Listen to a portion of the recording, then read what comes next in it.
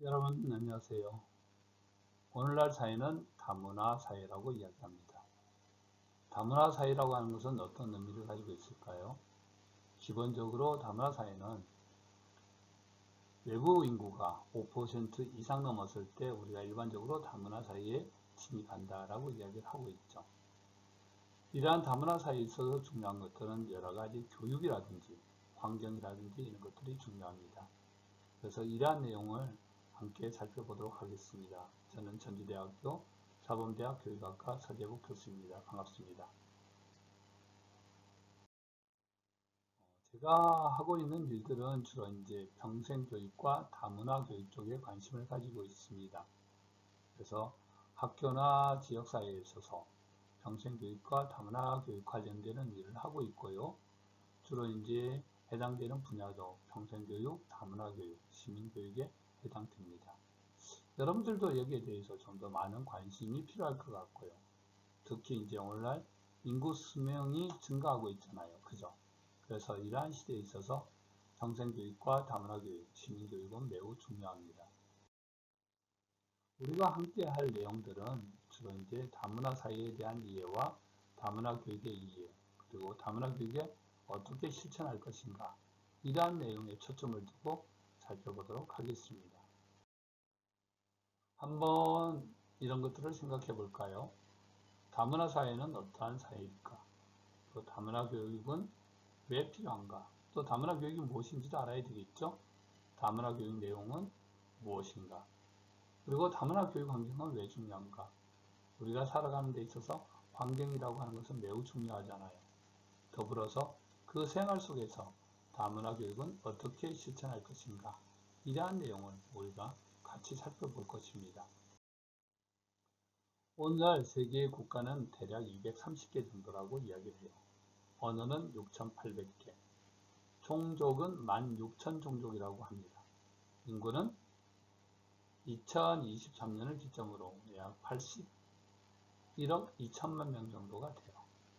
굉장히 복잡한 그리고 글로벌한 사회죠. 우리가 하나하나를 갖다 이해할 수는 없어요. 그죠? 그래서 이러한 사회 속에서 중요한 것들은 뭐냐면 그 개별적인 국가나 언어와 종족이나 또 인구, 개인이 가지고 있는 것들을 이해하는 교육이 필요합니다. 그래서 이러한 다문화 교육은 무엇보다도 이해하는 교육이라고 생각을 하면 좋겠습니다. 여러분들 내용을 한번 볼까요? 이거는 초등학교 교과서에 나와 있는 내용입니다. 어떻게 보면 출발점은 똑같아요. 그죠? 노란 선으로 똑같이 되어 있지만 실질적으로 이 출발점 이전에 있는 사람들, 오토바이 타고 아니면 차를 타고 자전거를 타고 휠체어를 타고 아니면 뛰어서, 그래서 이 선이 과연 공정한가? 그래서 우리 사회는 과연 공정한 사회인가? 이 공정 이전의 문제들을 갖다 한번 생각해 볼 수 있는 거죠. 그래서 다문화 사회는 그야말로 다양한 사람들이 있기 때문에 이 공정한 경쟁이 되기 위해서는 보다 우리가 이해하는 그런 교육이 필요하다고 할 수가 있겠습니다. 사람들은 저마다 다른 모습을 가지고 있죠. 그죠? 이거는 뭐 가정에서도 마찬가지인 것 같아요. 근데 과거 우리 교육은 다름을 갖다가 어떻게 배워왔어요? 틀린 것으로 배워왔어요. 그래서 이러한 것들은 학교 교육도 굉장히 중요한데 학교에서 항상 시험을 보면서 옳고 그름에 초점을 둔 것 같아요. 그래서 교육에서 중요한 것들은 다름을 갖다가 배우는 거예요. 앞으로 미래 사회는 그야말로 다름의 사회라고 이야기할 수가 있죠. 그래서 그 다름을 인정하지 않으면 결국은 내가 힘들다, 자신이 힘들다라고 이야기할 수가 있겠지요. 다문화 사회를 바라보는 데 있어서는 다양한 시선들이 있습니다. 여러분들 화면에 나와 있는 두 가지 시선이라고 되어 있는데요. 첫 번째 나와 있는 시선은 어떻습니까? 그 내용을 보면 이런 내용들이 있죠. 토끼가 있고, 그죠? 그 다음에 오리가 보이기도 하죠. 두 번째 나와 있는 건 어때요? 표범이 보이기도 하고, 그 다음에 한쪽으로 해서 보면 원숭이가 보이기도 합니다. 그렇죠. 또 다른 쪽에서 보면 어때요? 하나는 어때요? 보면 어떤 여성분이 보이고, 또 다른 쪽에서 보면 좀 더 나이 든 그러한 요인이 보이죠. 어때요? 둘 다 보이십니까? 예, 자세히 보면 둘 다 보이게 될 텐데요. 자, 우리는 각각의 그림 속에서 두 가지 이상을 표현하고 있거든요. 근데 그 두 가지 이상을 표현을 하고 있는데 이것이 딱 어느 하나다라고 이야기하는 것은 좀 곤란하지 않나라는 생각이 들어요. 그죠? 그래서 이러한 것들은 결국 다문화사에 있어서 중요한 것은 다양한 시선을 갖다가 고려해야 된다라고 이야기할 수가 있겠지요. 여러분들하고 같이 영상을 갖다 하나 보도록 하겠습니다. 다문화 교육에 있어서 중요한 게 이제 인권과 관련되어 있거든요. 그래서 무엇보다 인권에서 중요한 것은 자유의 표현이라고 이야기할 수가 있을 것 같아요. Can you tell which of these children was not born free? Can you tell which of these children was not born equal? Can you tell which of these children does not deserve to be treated with dignity?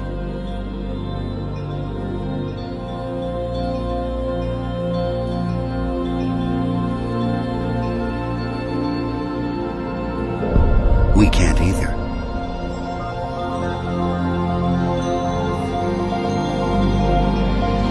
Human right number one. We are all born free and equal.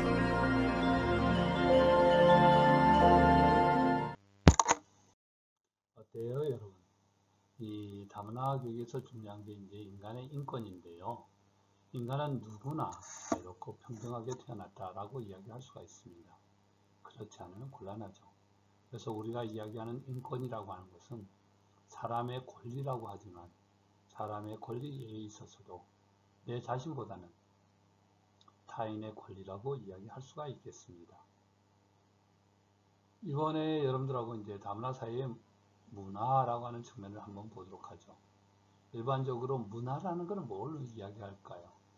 문화라고 하는 것은 인간이 사회를 살면서 만들어낸 하나의 어떤 생활 양식이라고 합니다. 그래서 이러한 생활 양식은 그야말로 다양하겠죠. 그죠? 그래서 그 다양함을 갖다가 문화라고 이야기할 수가 있습니다. 그래서 문화라고 하는 것은 어떤 대체로 집단이나 지역 등을 중심으로 형성된 어떤 특정 사회에서 만들어졌다고 이야기할 수가 있겠죠. 그래서 사회마다 어떤 특정한 문화를 가지고 있다고 이야기할 수 있죠. 그래서 문화는 그 문화를 갖다가 같이 공유하는 사람들하고 다른 문화를 가진 사람들하고 구분을 하게 됩니다. 그래서 특정한 문화가 인정받는다는 것은 그 문화를 갖다가 향유하는 사람들에게는 하나의 어떤 일종의 권리 보장과 같은 의미를 가지고 있죠. 그래서 이 이야기는 뭐냐면 결국은 문화라고 하는 것은 다양한 생활 양식이고 그러한 생활 양식을 갖다가 우리는 존중을 해줘야 된다라고 이야기할 수가 있습니다. 일반적으로 문화를 이야기할 때는 단일 문화와 다문화 이렇게 구분을 갖다 하고 있죠. 그래서 여러분들도 잘 알고 있듯이 단일 문화라고 하는 것은 어떤 사회 내에서 동질적인 문화를 갖다 가지고 있는 거예요. 그래서 한국 사회 같은 경우는 흔히 이제 과거의 단일 문화라고 이야기를 하고 있죠. 이러한 단일 문화의 어떤 개념적인 특징을 보자면요. 굉장히 동질적인, 유사한 그런 내용을 가지고 있습니다. 그래서 문화의 어떤 학습과 세대 간의 어떤 전달을 통해 가지고 서로 같은 문화, 동질성을 가지고 있죠. 그래서 역사라든지 지리라든지 이런 교과를 통해서 그 문화를 갖다가 전수를 해주게 됩니다. 또 이러한 단일 문화에는 인종이라든지 민족적 기반을 가지고 있습니다. 이 문화라고 하는 것은 대체로 인종이나 민족의 어떤 독특한 생활 방식을 기반으로 형성을 하고 있죠. 세 번째로 이제 단일 문화의 어떤 개념적 특징을 보자면요. 외부와의 어떤 경계를 가지고 있습니다. 문화라고 하는 것은 공동체, 국가, 지역, 문화권 등 이런 기준을 가지고 있어 가지고요. 외부와 어떤 경계를 갖다가 가지고 있다. 그래서 이 단일 문화는 동질성이라든지 인종이나 민족적 기반이라든지 외부와 경계를 가지고 있다. 이러한 특징을 가지고 있죠. 이에 비해서 다문화는 좀 다릅니다. 이 다문화는 대부분 사회는 이제는 더 이상 동질적일 수가 없어요. 그래서 수직적이고 수평적으로 다양화되어 있다라고 이야기할 수가 있죠. 한국은 지금 현재 인구가 5,150만 정도 되죠. 그 중에서 다문화 인구가 300만이에요. 그럼 전체 인구 중에서 5% 이상이 됐죠. 그래서 5% 이상 되면 그 사회를 다문화 사회라고 이야기를 합니다. 그래서 한국은 이제는 단일 문화가 아닌 다문화 사회에 접어들었다라고 이야기할 수가 있겠죠. 그래서 문화가 대부분 인종이나 민족, 영토 이런 것과 일치 않는 경우가 점차적으로 증가하게 되는 거죠. 그래서 이제 다문화라고 하는 것은 복수의 문화 아니면 다양한 문화, 전 세계보다는 한 사회 내에서 나타나는 어떤 문화 현상에 초점을 두고 있는 것입니다. 그래서 여러분들은 단일 문화와 다문화의 차이점을 갖다가 살펴봐야 될 것 같고요. 앞으로 우리 사회들은 결국은 단일 문화인 국가도 이제는 다문화로 갈 수밖에 없다라는 것이죠. 이러한 다문화를 갖다가 구성하는 요소는 여러 가지가 있는데요. 학자들에 따라서도 또 차이가 있어요. 그래서 베이커라고 하는 학자는 개인차라든지 인종이라든지 민족이나 종교, 성별, 사회 경제적 수준이라든지 연령이라든지 능력, 신체적 조건 이런 것들을 가지고 구성을 했어요. 근데 골리크나 친이라는 사람은 이러한 내용들 뿐만 아니라 보다 더 인종이나 민족 외부로부터 새로 유입되어 사회를 갖다가 좀 더 다양하게 만드는 요소들을 갖다가 포함을 하고 있습니다. 그래서 성, 계층, 거주지, 연령, 종교, 언어 이런 것들 뿐만 아니라 이 외에 다른 요소들도 더 추가해야 된다라고 주장을 하고 있죠. 다문화 사회가 가지고 있는 특징은 뭘까요? 다문화 사회가 가지고 있는 여러 가지 특징들이 있는데요. 기본적으로 현상학적인 측면과 그 다음에 이제 규범적 측면으로 볼 수가 있어요. 현상적 측면에서 보자면 앞서 이야기했듯이 인종이나 아니면 민족, 성, 연령, 계층, 지역, 신체 이러한 다양한 변들이 매개가 돼가지고 문화 현상이 사실로 나타나는 사회를 갖다가 현상적 측면 그러니까 실질적으로 우리 사회에 나타나는 현상을 이야기하는 것이죠. 그에 비해서 이제 규범적 측면이라고 한다는 것은 뭘 이야기하냐면 다문화주의의 온전한 어떤 실현을 지향하는 사회. 우리가 앞으로 지향하는 것은 하나의 어떤 규범적인 측면을 강조하는 것을 지향을 하고 있습니다. 다문화 사회가 가지고 있는 유형들에 대해서 이제 학자들이 각각 여러 가지를 이야기하는데요. 대략 한 4가지 정도를 이야기해요. 첫 번째는 어떤 경우냐 하면요. 벨기에나 핀란드 이런 국가는 하나의 어떤 굉장히 안정된 민주사회예요. 근데 역사적으로 오랫동안 인종, 언어, 종교 이런 것들이 막 혼재되어 있는 국가 이런 국가가 여기에 해당됩니다. 두 번째로 이제 안정된 민주사회이기는 하지만 과거에는 어떤 동질적인 문화를 가졌어요. 그런데 이제 최근에 와갖고 이민자 지금 굉장히 많이 늘어나고 있잖아요. 이민자가 대거 유입하는 사회. 예를 들어 영국, 독일, 프랑스. 그렇게 본다면 이제 한국도 여기 두 번째에 해당될 수가 있겠죠. 세 번째로는 이제 안정된 민주사회이지만 이주민이 원주민을 흡수 또는 대체하는 과정을 통해서 형성된 사회. 이게 뭘까요? 이게 이제 주로 이런 국가들이 미국이나 캐나다, 호주 이런 데를 들 수가 있어요. 여기는 어떤 사회였어요? 태초에 거기는 원주민이 있었죠. 그 원주민이 있는데 어때요? 이주민들이 들어오게 된 거잖아요. 그죠? 그래서 이게 이제 원주민을 갖다가 이들이 흡수하고 대체해버리는 그런 사회. 네 번째는 아직까지도 여러 가지로 인종이나 언어나 종교 이런 것들이 혼재돼 가지고 아직까지도 여러 가지 복잡한 그런 사회. 남아프리카 공화국 이런 데를 들 수가 있겠습니다. 어때요? 이해가 되시죠? 그래서 다문화 사회도 유형들이 크게 4가지가 있다. 처음부터 섞여 있는 사회. 두 번째는 어떤 사회가 있는데 새로운 게 들어온 사회. 세 번째는 기존에 있는 사회를 갖다가 새로운 사회가 엎어버린 거. 네 번째는 아직까지 갈등을 가지고 있는 사회라고 이야기할 수가 있겠죠. 이 다문화주의 의미와 성격. 우리는 앞으로 사회가 이제 다문화주의 사회로 가야 됩니다. 근데 과거의 사회는 동화주의라고 이야기해요. 여러분들 동화라고 하는 것은 무슨 뜻인지 알고 계시죠? 이 동화라고 하는 것은 뭐냐면 미국도 이제 마찬가지 있는데요. 사실은 기존에 있는 문화가 있는데 새로운 문화가 오게 돼요. 그러면 이제 뒤섞이는 것들이 아니라 사실은 용광로처럼 위에 있는 문화가 새로운 문화를 갖다가 완전히 색깔을 보여주지 않는 것들이죠. 그래서 새로운 것들은 항상 과거에 있는 거에 어떻게 돼? 편입이 돼야 된다. 그래서 예를 들어 보면요. 결혼을 갖다 했는데 그 며느리가 들어왔어요. 그래서 며느리가 그 집안의 가풍을 따라야 된다. 무조건적으로 이런 것들이 이제 용광로 정책이고 그걸 다문화주의라고 이야기할 수가 있습니다. 그래서 이것은 좋은 것은 아니죠. 그죠? 다문화주의 의미와 성격에 대해서 한번 살펴보도록 할까요? 앞서 이야기했듯이 다문화주의는 현상적 중립적이고 전략적이고 규범적인 의미를 가지고 있습니다.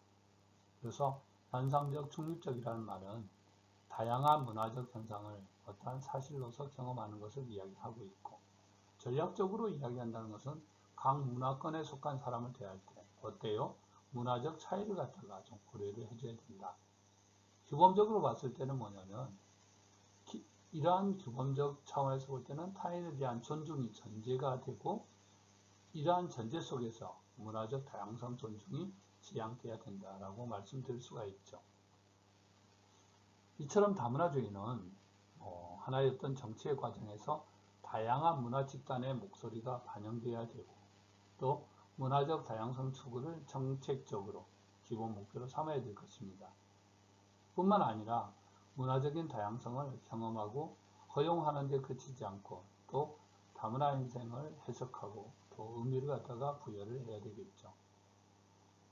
따라서 이제 다문화 정책이나 다문화 교육과 같은 규범적 처방의 방향을 설정하고 또 논리적 근거를 제시하는 것이 다문화주의에서 추구하는 부분이라고 할 수가 있겠습니다. 앞서 우리가 이야기했던 동화주의와 다문화주의라고 하는 부분에 대해서 이야기를 했어요. 그죠? 그렇다고 한다면 동화주의와 다문화주의는 어떠한 차이점이 있을까? 그래서 문화적 지향점이나 정책 목표, 갈등 해결 수단, 정책의 수단, 다양성 개념, 추구하는 평등의 특징, 이주제에 대한 시각, 그리고 문제점, 이러한 부분에 대해서 조금 살펴보도록 하죠. 동화주의는 문화적 지향점이라고 한다면 주로 문화적인 동질성을 강조합니다. 그래서 추상적인 수준에서 타 문화에 대한 이해와 수용을 강조하죠. 그런데 비해서 다문화주의는 어때요?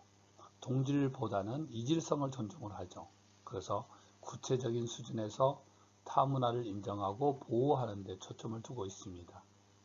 정책적인 목표에서 보면 동화주의는 소수자 집단의 동화를 통한 사회적인 통합. 그래서 동화를 통하면 그러면 사회적인 통합이 될 것이다 보죠. 그에 비해서 다문화주의는 소수자의 어떤 고유성을 인정해주고 다양한 문화를 공존할 수 있도록 해줘야 된다라고 보고 있습니다. 그래서 이 경우에 이제 갈등이 일어났을 때 어떻게 해결할 것인가 라고 하는 수단을 봤을 때는 동화주의에서는 완전한 동화를 통한 해결이 가능하다고 보지만 다문화주의에서는 그렇지 않다. 완전한 정치적 참여를 통해서 해결을 해야 된다. 그래서 소수자의 의견을 바탕으로 해서 갈등을 해결해야 된다. 이러한 동화주의에서 정책적 수단을 보자면 소수자 집단에 대한 차별 방지 법제화를 만듭니다. 좀 소극적이죠. 그죠? 그에 비해서 다문화주의는 소수자 집단의 어떤 문화와 권리 보호 법제화를 갖다가 좀 더 적극적으로 추진을 하게 되죠. 이러한 다문화주의는 공적, 사적 영역의 어떤 문화적 다양성을 보호하는 데 비해서 동화주의는 그렇지 못한 부분들이 있죠. 또 이들이 추구하고자 하는 어떤 평등의 특징을 보더라도 동화주의에서는 그냥 기회의 평등, 하나의 어떤 소극적인 평등을 강조하는 데 비해서 다문화주의는 기회의 평등뿐만 아니라 결과까지도 가야 된다. 앞서 여러분들한테 보여줬듯이 하나의 어떤 정의라고 하는 측면에 있어서 출발점이 아니라 출발점 이전의 부분도 고려해야 된다고 보고 있습니다. 또 이주자에 대한 시각에서도 보면 동화주의는 상당히 어떤 이방인이고 또 부양자 이런 측면을 가지고 있는 데 비해서 다문화주의는 사회의 구성원이다. 그래서 다양성의 어떤 원천이라고 보죠. 그래서 그들을 존중을 하게 됩니다. 그래서 이러한 동화주의가 가지고 있는 문제점은 뭘까 했더니 강제적 동화로 이루어질 경우에 굉장히 어떤 이주자에 대한 배제가 나타날 수가 있습니다. 그에 비해서 다문화주의는 구성원의 어떤 정체성이 불명해질 수가 있고 사회적인 분열이라든지 갈등이 나타날 수가 있다라고 하는 특징을 가지고 있습니다. 그래도 약간의 어떤 서로 장단점이 있기는 하지만 앞으로 사회는 다문화 사회이고 또 우리가 추구해야 될 것은 다문화주의라고 이야기할 수가 있겠지요. 다문화주의가 대두되게 된 것은 여러 가지 이유가 있죠. 사회적인 측면이라든지 철학적 측면, 또 정책적 측면을 들 수가 있습니다. 다문화주의가 나타나게 된 이유들은 어떤가요? 사회가 변화되고 있죠. 그래서 앞서 이야기했듯이 다문화 사회로 변화되고 거기에 대한 설명과 규정이 필요하게 됩니다. 사회 내에서 어떤 다양한 특수성이 지속적으로 증가하면서 또 이에 대한 해석과 의미 규정도 필요하게 됐고 또 다문화주의는 그와 같은 새로운 현상을 또 설명하고 규정하기 위해서 대두된 것이 사회적 측면에서 다문화 사회가 나타나는 것들입니다. 철학적인 측면에서 보면 포스트 모더니즘이라고 이야기할 수가 있어요. 이 포스트 모더니즘이라고 하는 것은 차이의 철학, 다름을 인정해주는 철학이라고 이야기할 수가 있죠. 그래서 이 포스트 모더니스트들은 타 문화를 지배하거나 동화시키려고 하는 것은 정당하지 않다라고 봅니다. 그래서 다문화주의는 다양한 문화의 차이를 인정하고 그 차이를 같이 향유할 수 있는 물리적이고 제도적, 심리적 공간을 마련해줘야 된다라고 하는 철학적인 측면을 가지고 있습니다. 그리고 이제 정치적이고 정책적 측면에서 봤을 때 계속 이제 민주주의가 좀 더 질이 좋아지잖아요. 그죠? 민주주의가 심화되고 있어요. 그래서 민주주의는 인간의 어떤 존엄성과 이 존엄성을 위한 자유롭고 평등한 참여를 보장하는 것입니다. 그래서 당사자들 간의 어떤 충분한 대화와 타협의 시간을 가지고 더불어서 소수 의견을 존중해줘야 된다. 이런 것들이 민주주의잖아요. 그래서 성숙한 민주주의라고 하는 것은 정책 결정 과정에 있어서 다양한 목소리를 갖다가 배제시켜서는 안 된다는 것을 의미하고 있습니다. 이처럼 다문화주의가 대두된 것들은 사회적인 측면, 철학적인 측면, 정치, 정책적 측면을 들 수가 있겠습니다. 다문화주의 유형은 대략 세 가지로 구분이 됩니다. 그래서 이제 학자에 따라서 다른데요. 자유주의적 다문화주의가 있고 조합적 다문화주의, 급진적 다문화주의가 있습니다. 아마 여러분들이 그 내용에 따라서 잘 구분이 되겠지만 자유주의적 다문화주의라는 것은 문화적 다양성을 허용해가지고 민족 집단의 존재를 인정하는 겁니다. 그래서 사회 통합을 위해서 시민생활과 공적 생활에서는 주류 사회의 어떤 문화나 언어, 관습을 따를 것을 요구합니다. 그래서 차별 금지와 기회균 등을 통해서 불평등 구조가 점차적으로 소멸될 것이라고 가정하고 소수 집단이 사회에 잘 적응할 수 있도록 도울 수는 있지만 그런데 이것은 최종적인 문화융합 사회로 가기 위한 하나의 어떤 일시적이고 과도기적인 어떤 방편이라고 볼 수가 있죠. 그래서 자유주의적 다문화주의라는 것은 여러 가지 어떤 차별금지나 기회균등 이런 구조는 점차적으로 소멸될 수가 있지만 최종적인 것은 아니라고 볼 수가 있고요. 조합적 다문화주의라는 것은 뭐냐면 사회적 소수자가 굉장히 불리하고 있다. 불리한 경쟁을 하고 있다는 것을 인정하고 또 따라서 이들에게 사회 참여를 위한 재정이나 법적 지원을 통해서 결과의 평등을 의도하고 있는 겁니다. 그래서 다문화 방송이라든지 다언어 문서 활용이라든지 다언어 교육이라든지 또 통역 이런 것들을 시행함으로써 소수자 공동체에 대한 지원이라든지 차별적 문제를 갖다가 시정 조치하는 이런 형태가 조합적 다문화주의입니다. 세 번째로 보면 굉장히 레디컬한 급진적 다문화주의를 들 수가 있죠. 소수자 집단의 어떤 자기결정권을 인정해 줍니다. 그래서 소수자 공동체는 자신들과 관계된 문제에 대한 의사결정권을 달라는 요구에서부터 시작해서 최종적으로는 뭐예요? 자치 내지는 분리 독립까지를 요구할 수 있는 겁니다. 그래서 이 경우에 이제 급진적 다문화주의가 나타나는 경우에는 이제 사회적 분쟁이라든지 갈등이 발생할 소지가 있겠죠. 킴리카라는 사람은 앞서 이러한 세 가지를 갖다 이야기를 했고, 더불어서 이제 사회통합 과정에서 불이익을 받는 소수자 집단이 취하는 네 가지 선택지가 있다고 이야기를 해요. 첫 번째는 이제 대규모 이민을 가버리는 거예요. 주변 국가로. 그죠? 이민을 가버리겠다. 나 싫다. 하고 이민 가고. 두 번째, 이제 자신보다 유리하고 공정한 하나의 어떤 통합 조건을 협상하면서 하나의 어떤 주류 문화에 통합되거나 수용하는 것. 조건부가 되겠죠. 그죠? 세 번째, 자신의 문화를 유지하는 데 필요한 하나의 어떤 일종의 자치 권력을 추구하는 것. 네 번째는 사회의 주변부에 머문 채 간섭받지를 않고요. 영구적인 주변부를 수용하는 것.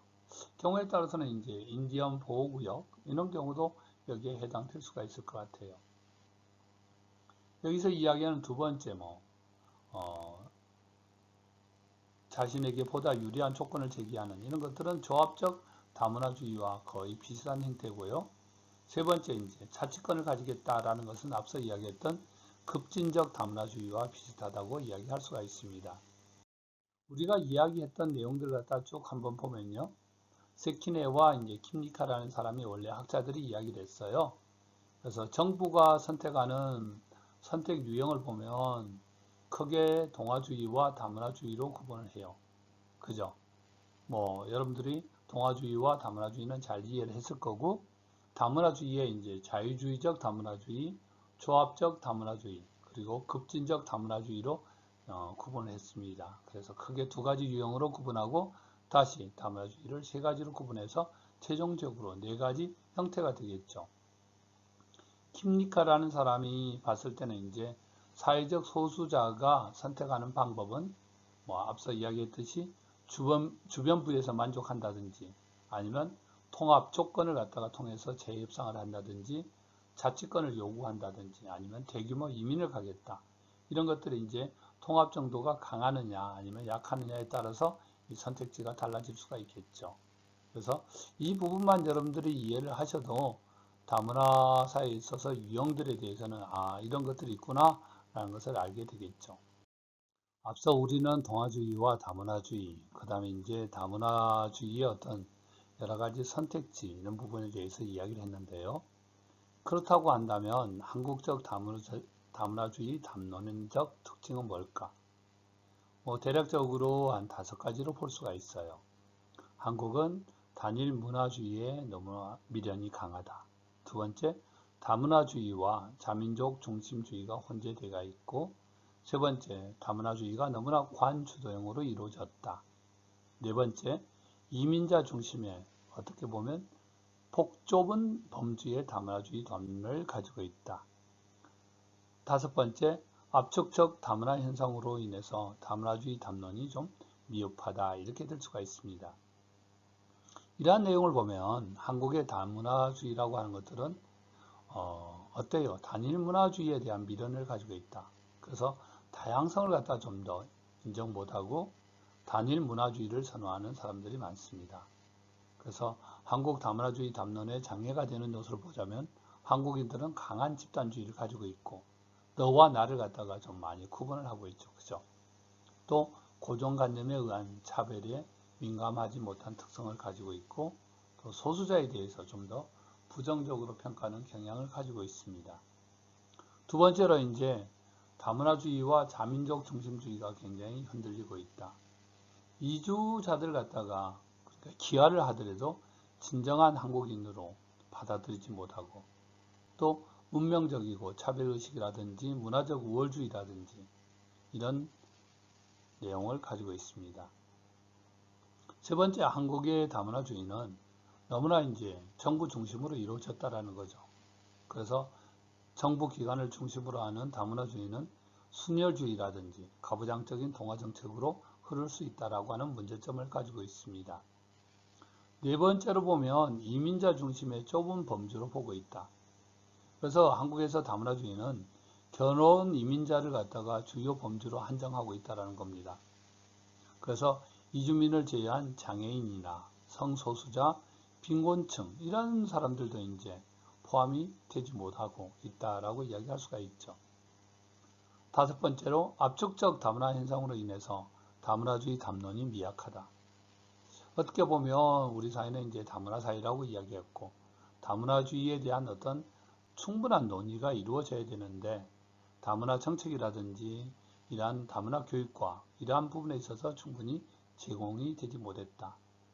또 한국 사회는 다문화 현상에 대해서 역사적으로 굉장히 짧기 때문에 한국 사회의 어떤 이행 과정에 있어서 다문화 사회나 다문화주의 담론을 갖다가 충분히 구축하지 못한 이러한 문제를 가지고 있습니다.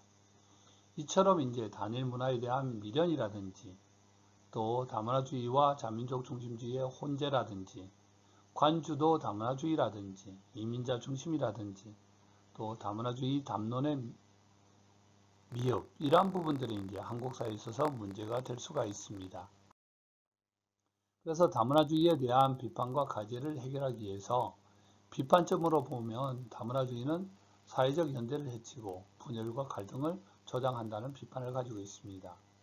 또 소수 집단 내에서 또 이루어지고 있는 비자유적인 문화를 용인하게 되면 그 소수자 집단에 대한 개인의 인격이 침해될 수 있다는 비판도 있습니다. 세 번째로 다문화주의에 대한 비판을 보자면 재분배의 문제에서 굉장히 무관심하다고 이야기합니다. 사회적으로 경제적 불평등이 심화되는 것을 막지 못한다는 비판을 가지고 있습니다. 그래서 앞으로 다문화 사회의 고민은 뭐냐면 다문화주의의 어떤 담론의 범주 확산과 수준 제고가 필요합니다.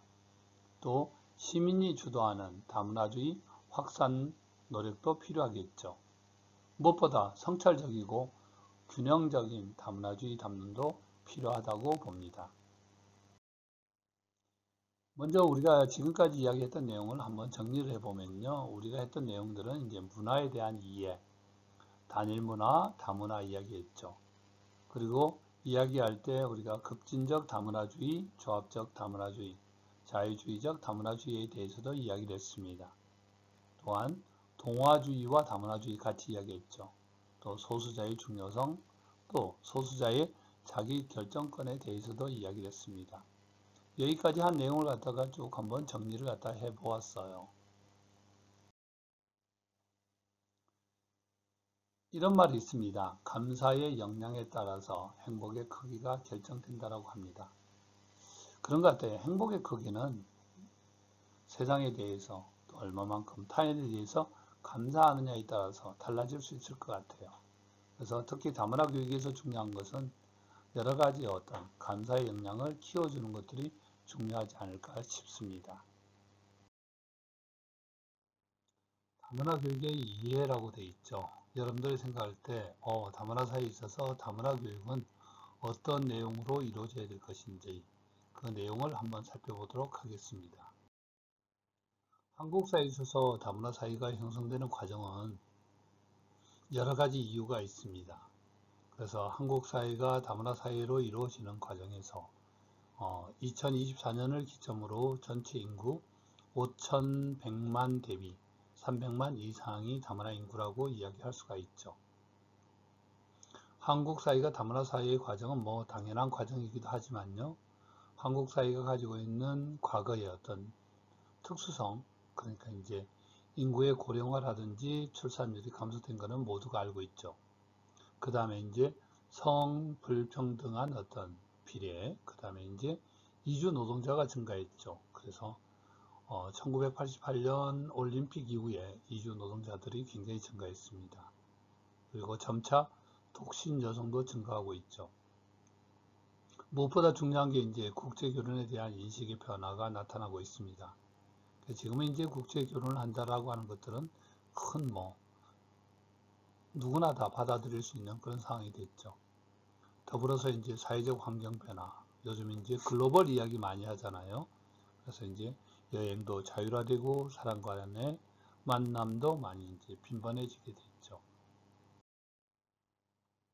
한국사에 있어서 다문화 학생 현황들은 이제 굉장히 증가하고 있죠. 그래서 대략 2018년을 기준으로 볼 때는 이제 2.2%, 그러다가 이제 매년 한 0.3% 정도 증가를 갖다 하고 있죠. 그죠? 그래서 2022년 기점으로 했을 때 전체 학생에서 3.19%. 물론 지역별로 보면 또 차이가 납니다. 그래서 전라북도 같은 경우는 훨씬 이보다 높죠. 그죠? 그래서 다문화 학생이 증가하고 있는데요. 여러분들 다 함께 다문화 학생 현황에 대해서 한번 보도록 할까요?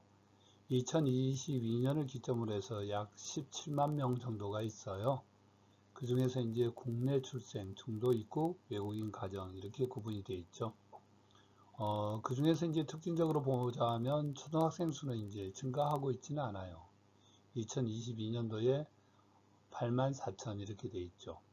근데 중도 입국한 아이들은 5천 명, 그 다음에 외국인 가정이 2만 2천 돼 있죠. 외국인 가정을 보면요, 2020년도에 17,000이었어요. 그리고 21년도에 전체적으로 보면 늘어나고 있죠. 그 다음에 이제 2022년도에는 34,000 이렇게 돼 있어요. 점차적으로 24,000에서 28,000, 34,000 이렇게 해서 외국인 가정 학생들이 증가하고 있습니다. 그래서 이런 현상을 봤을 때는 뭐냐면 이제는 학생들도 굉장히 다양해지고 있다.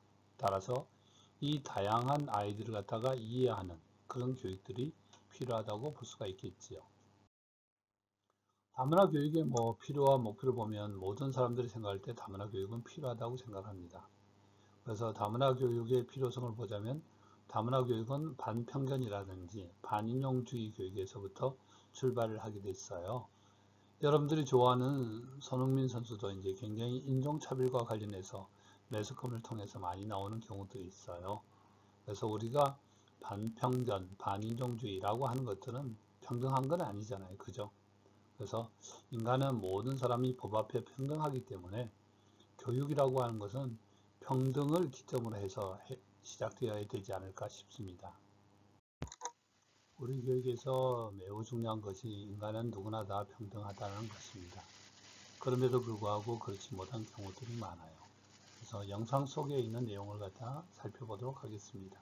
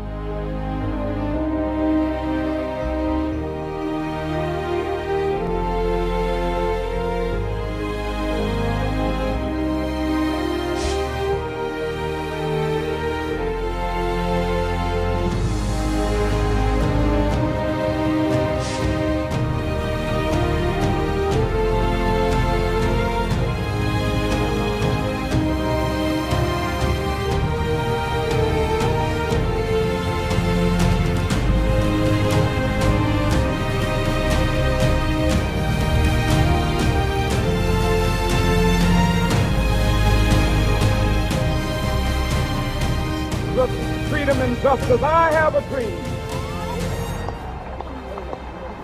that my 4 little children will one day live in a nation where they will not be judged by the color of their skin, but by the content of their character. I have a dream today.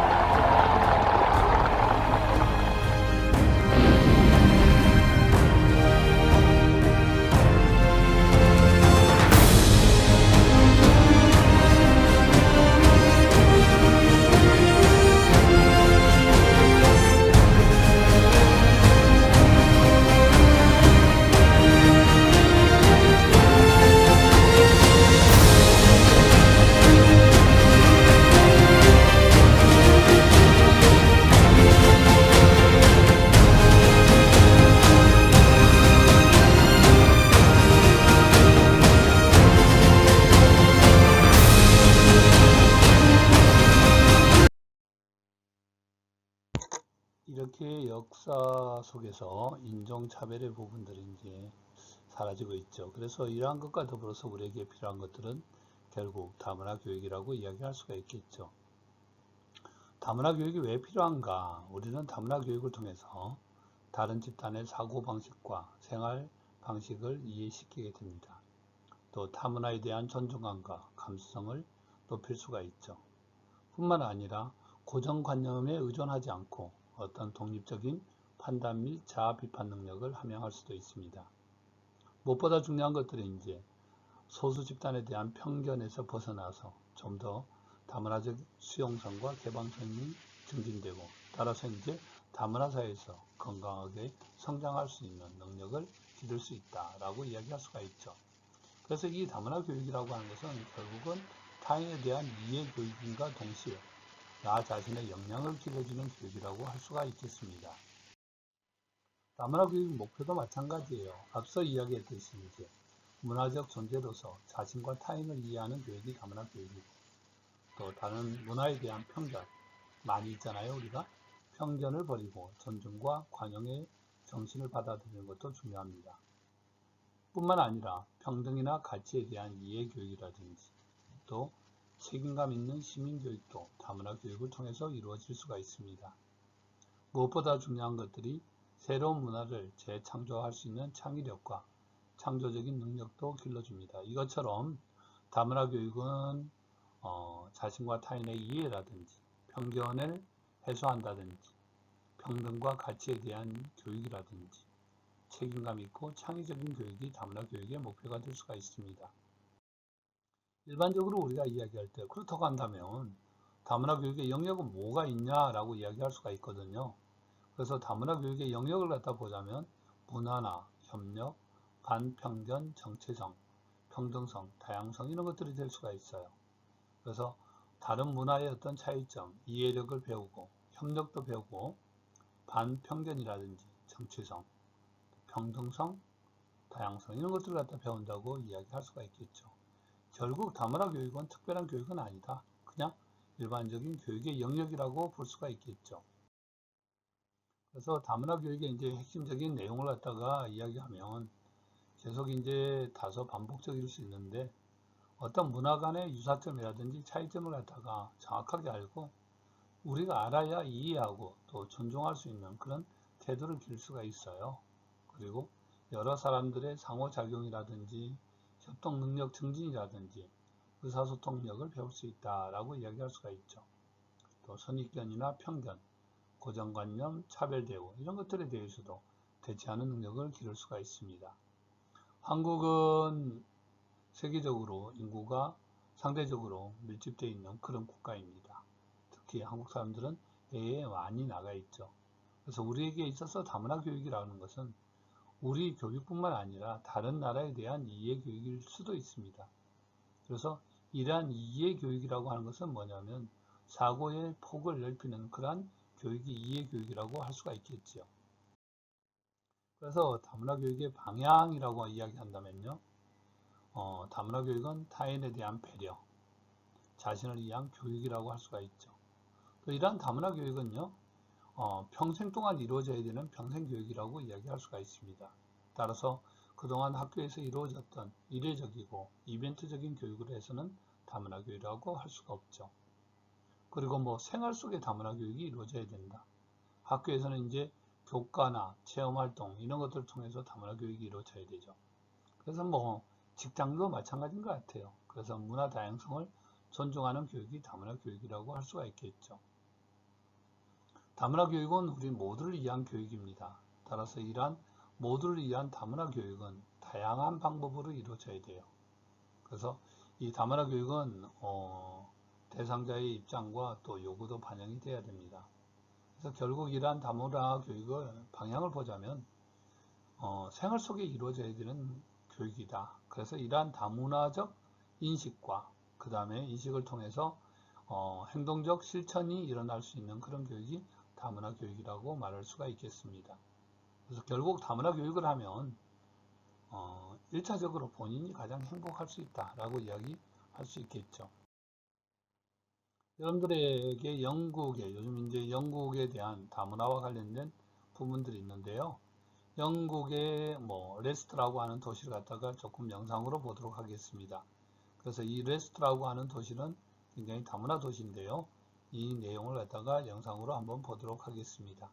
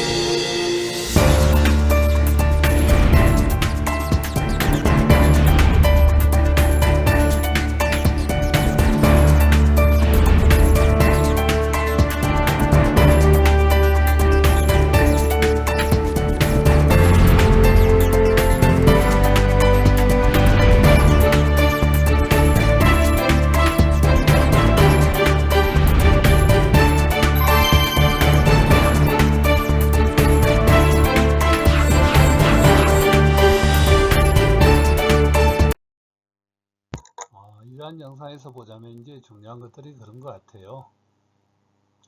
결국은 다문화 교육이라고 하는 것들은 이제 학교나 가정에서 충분히 이루어져야 되는데 무엇보다 중요한 것들이 이제 환경, 공존을 위한 그런 분위기를 조성하는 것들이 필요하다고 이야기를 할 수가 있겠습니다. 그래서 가정이나 학교 같은 경우에 있어서 다문화 교육을 위한 분위기가 굉장히 필요하다고 이야기할 수가 있죠. 그래서 이러한 다문화 교육 환경을 위해서는 이제 물리적 환경하고 사회심리적 환경이 중요하다고 이야기합니다. 물리적 환경은 물적 조건에 대한 것들이고요.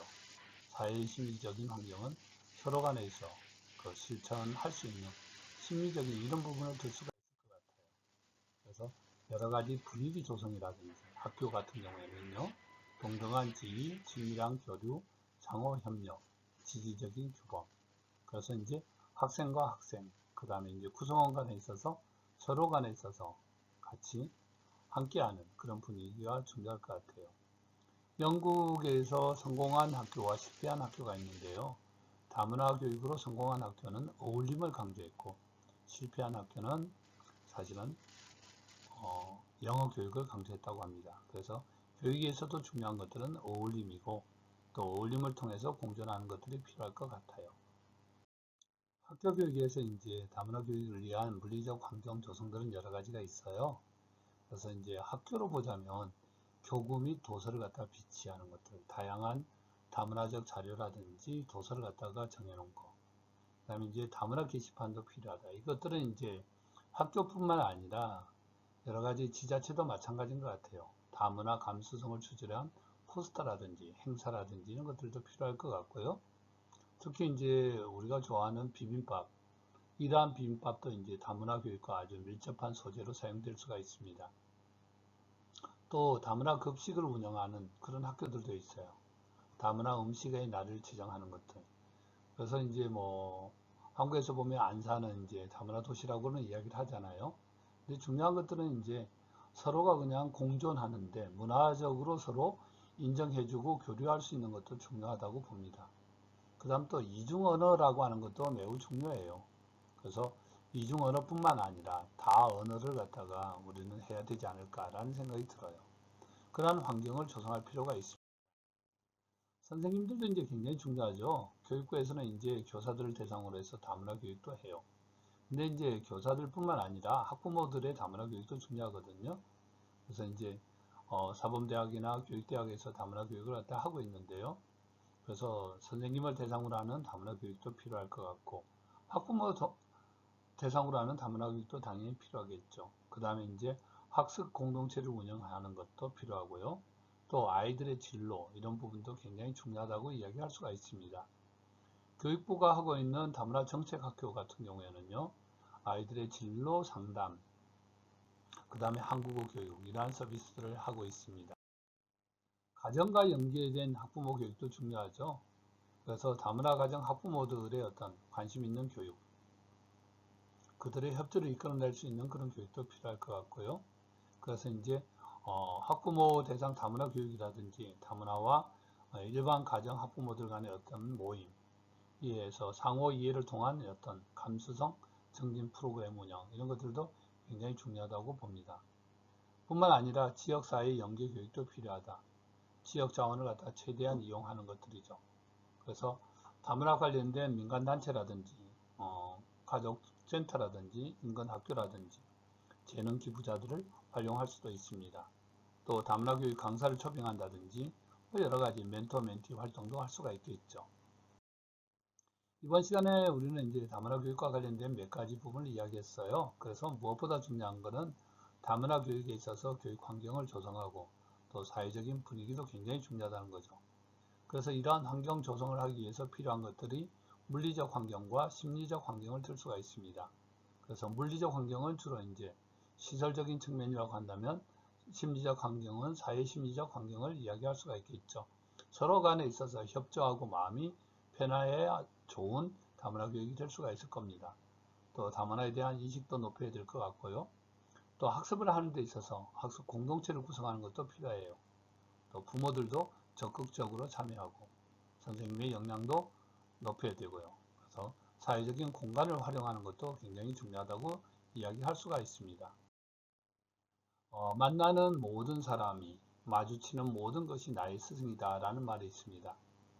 다문화 사회에서 중요한 것들은 뭐냐면 만남이고, 서로 간에 있어서 협력이라고 이야기할 수가 있을 것 같아요.